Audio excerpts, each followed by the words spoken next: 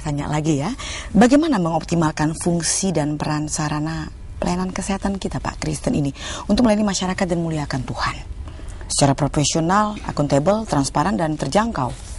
Ya memang pemahaman konsep diakonia itu sendiri di dalam PLKSI itu sudah sangat berkembang jauh. Kami kemarin di dalam pembahasan tentang diakonia itu mengangkat satu judul baru tentang apa yang disebut dengan diakonia di dalam bisnis. Karena diakonia itu tidak hanya semata bahwa kalau saya mempunyai 2 baju, saya memberikan Anda 1 baju. Tetapi umpamanya dalam penyelenggaraannya bahwa setiap rumah sakit yang mempunyai identitas kekristenan itu harus mampu menjalankan bahwa nilai-nilai yang kita serap sebagai iman kita itu harus muncul dalam pekerjaan. Katakanlah dewasa ini dengan banyaknya keluhan masyarakat tentang pelayanan kesehatan, itu sebenarnya bermula di mana? Mungkin bermula dari satu keadaan bahwa praktek-praktek pelayanan kesehatan itu sendiri tidak jalan secara fair, secara adil. Mungkin ada ketimpangan sehingga masyarakat juga mengeluh masalah ini. Nah, sebagai manajemen rumah sakit yang tentunya kita pahami bahwa sebagai salah seorang anggota jemaat itu harus memegang teguh bahwa penyelenggaraannya harus fair. Betul. Di situ tidak terjadi suatu penggunaan alat-alat kesehatan, tidak terjadi suatu penggunaan yang berlebihan dari obat-obat, yang mana itu sangat justru tidak melaksanakan peran diakonia kesehatan. Dan hal yang paling dasar sekali Pak, sebagai orang yang sakit, birokrasi yang berbelit-belit juga ya itu, Pak ya. Jadi servis dalam hal ini itu harus juga diperbaiki, karena sebenarnya kesehatan itu bisa dijual lebih murah daripada kondisi sekarang. Yang mana itu akan memberikan suatu rasa yang adil bagi masyarakat. Ada satu organisasi teman sekerja kita di Indonesia ini yang mampu melakukan pekerjaan pada masyarakat golongan menengah ke bawah. Tetapi mereka survive. Oleh karena itu saya berpikir bahwa tidak selalu kita mengatakan secara ekonomi bahwa market yang paling potensial yang kita tuju itu akan keluar daripada konsep bahwa kita sebenarnya melayani yang tidak mampu. Oleh sebab itu di rumah sakit Kristen juga di rumah sakit pemerintah itu tempat tidur untuk keluarga miskin itu tetap harus dipertahankan.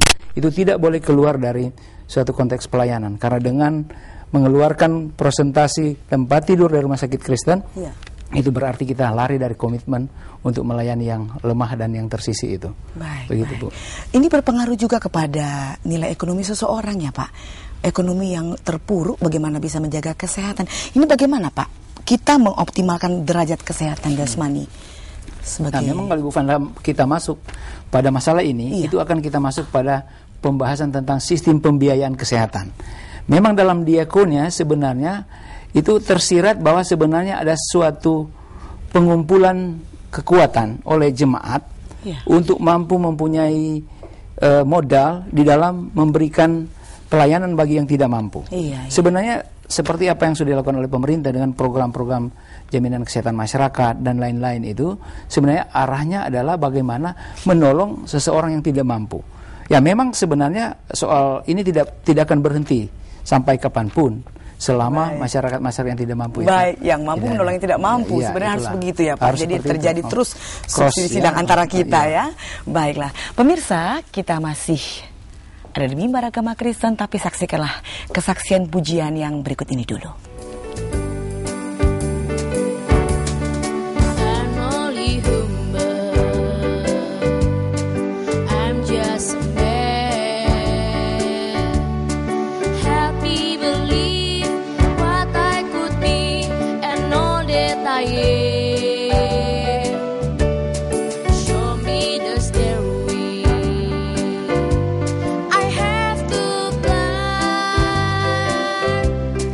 Lord,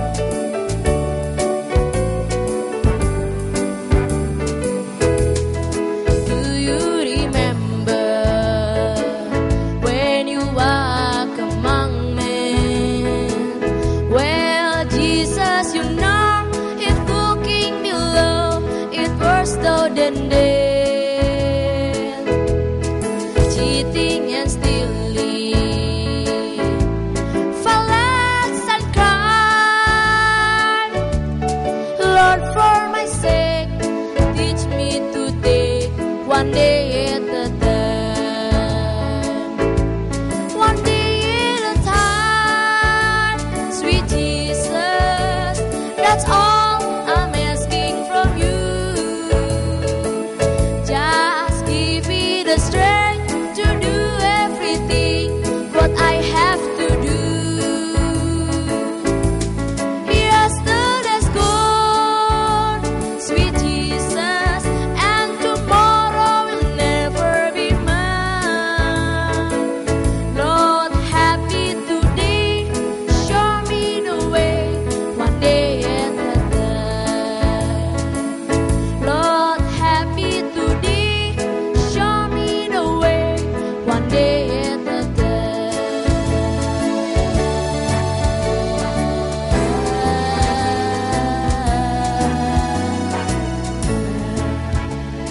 Baik pemirsa dikasih oleh Tuhan Yesus, kita kembali lagi dalam mimbar agama Kristen. Pak Boy, tadi terakhir kita bicara soal bagaimana, pertanyaan saya, bagaimana mengoptimalkan derajat kesehatan jemaat. Masyarakat kita, apalagi masyarakat Indonesia nih Pak, masih banyak penyakit, begitu banyak kasus-kasus seperti demam berdarah, HIV itu seperti tidak ada habis-habisnya ya Pak. Ya, benar. Itu bagaimana Pak? Ya, memang begini Bu Panda, bahwa perkembangan dewasa ini dengan munculnya banyak penyakit ya, boleh dikatakan ada beberapa penyakit yang bisa saya sebutkan ya, masalah-masalah HIV/AIDS, masalah-masalah TBC, malaria, chikungunya, DHF, itu adalah sebenarnya suatu kondisi yang muncul memang dari perkembangan aspek-aspek eksternal juga, tidak hanya semata-mata oleh karena suatu kebijakan yang salah, tetapi saya melihat begini, bahwa penyakit-penyakit itu sebenarnya bisa diprevensi di tingkat masyarakat. Memang ada beberapa research yang mengatakan bahwa sebenarnya penyakit-penyakit ini muncul pada ekonomi lemah. Oleh sebab itu sebenarnya masalah pengentasan masyarakat miskin ini juga harus bagian dari makro dari penyelenggaraan tentang perbaikan kualitas hidup dari masyarakat. Nah, memang disinilah sebenarnya kalau kita lihat bahwa memang di ekonomi kesehatan itu tidak hanya berbasis rumah sakit. Yang notabene di situ adalah bicara tentang kuratif atau penyembuhan yang sudah sakit. Nah, ada satu bagian di belakang itu, yaitu bagian yang masih sehat dengan lingkungan yang buruk akan masuk pada sakit. Nah, disinilah peran promotif dan preventif itu harus jalan. Kegiatan pada aspek sebelum rumah sakit ini memang itu memerlukan suatu pekerjaan yang panjang yang kita sebut biasanya community health atau kesehatan masyarakat, di mana program-program yang terkait dengan peningkatan pengetahuan tentang kesehatan, terkait dengan perbaikan lingkungan, kesediaan perumahan, tingkat gizi yang baik. Di situ akan banyak program yang harusnya dijalankan. Nah, di dalam konteks pra rumah sakit maupun dalam rumah sakit ini memang gereja harus masuk dengan program. Sebelumnya pada dekade-dekade sebelumnya bahwa gereja memang agak tidak memberikan perhatian pada rumah sakit. Dia memperhatikan pada aspek-aspek community health. Dan saya pikir memang community health itu sekarang pemerintah sangat menganjurkan bahwa community health itu harus jalan. Karena kalau kita melihat secara statistik yang masuk rumah sakit itu hanya bagian kecil. Nah, sekarang kita bicara tentang pembiayaan masalah ini dan organisasi mana yang mau jalankan ini. Saya pikir setiap rumah sakit itu tidak hanya harus berkutak-katik dengan masalah operasi, memberikan infus, memberikan suntik. Dia harus masuk juga pada kegiatan-kegiatan ekstra hospital. Oleh sebab itu dalam PLKSI muncul apa konsep yang kita sebut dahulu, yaitu hospital without wall. Rumah sakit tanpa dinding. Karena sebenarnya rumah sakit tanpa dinding inilah suatu action daripada rumah sakit untuk coba masuk pada pemutusan lingkaran setan antara sehat sakit, dan ini memang membutuhkan biaya. Dan pola hidup masyarakat itu sendiri berpengaruh juga ya Pak ya? Itu yang saya bilang bahwa itu di luar dari rumah sakit. Cara hidup, pola hidup dengan tingginya angka diabetes karena obesitas, dengan perilaku seksual yang tidak baik. Seringkali kadang-kadang gereja memberikan gratis siapa seperti seminar atau apa seminar itu sakit gula, apa hipertensi. Sebenarnya itu dalam rangka masyarakat tidak mau datang ya malah ya Pak. Tidak mau datang karena itu saya selalu mengatakan begini. Biasanya orang kalau tidak sakit tidak pernah merasakan begitu besar manfaatnya sehat. Baru kalau sudah sakit baru merasa wah saya ingin betul-betul sehat. Nah, sebenarnya sehat ini harus dijaga dengan pertama pengetahuan. Iya. Karena pengetahuan itulah yang akan merubah perilaku kita. Baik. Kalau kita tahu tentang faktor-faktor katakanlah makanan tidak bersih itu menyebabkan diare, tentu kita tidak akan makan sembarang makanan. Saya pikir itu korelasi yang sangat kuat. Hanya di dalam pengambilan keputusan gereja itu betul-betul juga harus ada pembelaan keputusan bahwa alokasi pembiayaan harus disasarkan pada kesehatan. Betul. Jangan sampai kita melakukan indikator-indikator yang sebenarnya tidak berdampak langsung pada masyarakat atau jemaat, seperti pembangunan fisik katakanlah. Iya. Nah, itu juga baiklah. Penting memang. Pak Boy, kita sudah sampai kepada kesimpulan dan saran. Apa yang bisa Pak Boy berikan bagi kita pemirsa? Saran-saran untuk meningkatkan kesehatan, apakah yang harus kita lakukan sebagai masyarakat Indonesia? Sadar akan kesehatankah? Atau dan kaitannya juga dengan pelayanan kesehatan? Saya mempunyai 3 saran atau kesimpulan. Yang pertama kepada masyarakat, bahwa memang meningkatkan pengetahuan itu penting. Pengetahuan yang tinggi tidak harus segera harus dilengkapi dengan semua sarana tersedia. Katakanlah rumah yang sangat mewah, tetapi pengetahuan dengan suatu kondisi sederhana itu akan memberikan manfaat bagi seseorang. Itu secara pribadi. Bagi rumah sakit, teman-teman sekerja yang bekerja di rumah sakit, bahwa fungsi sosial rumah sakit itu harus tetap jalan.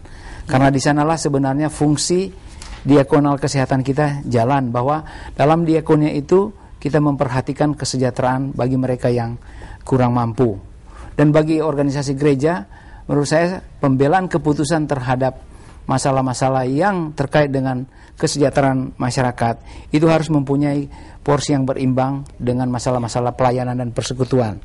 Karena saya pikir gereja tanpa ketiga komponen tadi, koinonia, marturia, dan diakonia, kesaksian, persekutuan, dan pelayanan, itu maka kita tidak lengkaplah sebagai suatu gereja. Karena 3 tugas utama ini tidak mungkin hanya dilakukan secara terpisah-pisah. Tugas utama gereja tadi ya Pak ya? Baiklah. Tampaknya kita sudah di akhir acara ini Pak. Baiklah pemirsa, sekali lagi tingkatkanlah kesadaran Anda untuk menjaga kesehatan dengan hidup yang benar atau pola hidup yang benar. Kemudian kita himbau kepada pemerintah juga sekaligus untuk memberikan pembelaan juga gereja ya Pak. Kita harus membela kesehatan masyarakat. Tugas daripada gereja adalah kesaksian, persekutuan, dan pelayanan, dan biarlah itu semua berjalan dan berlangsung dalam keadaan yang baik, sirkulasi yang baik, sehingga kesehatan masyarakat akan terjamin. Dan pemirsa, kita akan mengajak Pak Boy, mohon pimpin kita dalam doa yang singkat saja. Mari kita berdoa. Tuhan Yesus, terima kasih atas kesempatan yang besar ini bahwa kami boleh bersekutu seputar pembahasan diakonia kesehatan. Kami mau mendoakan Tuhan akan seluruh pekerjaan gerejamu dimanapun berada, baik di kota besar maupun di pelosok-pelosok. Kiranya lewat segala sesuatu yang sudah Tuhan siapkan ini, masyarakat bahkan jemaat itu boleh terlayani sesuai dengan kehendak Bapa. Bapa dalam surga, terima kasih banyak atas berkat-Mu, dan dengarkanlah, sempurnakanlah doa kami ini yang kami bawa dalam nama Tuhan Yesus Kristus, Tuhan dan Juru Selamat kami. Amin. Pemirsa, sekian dulu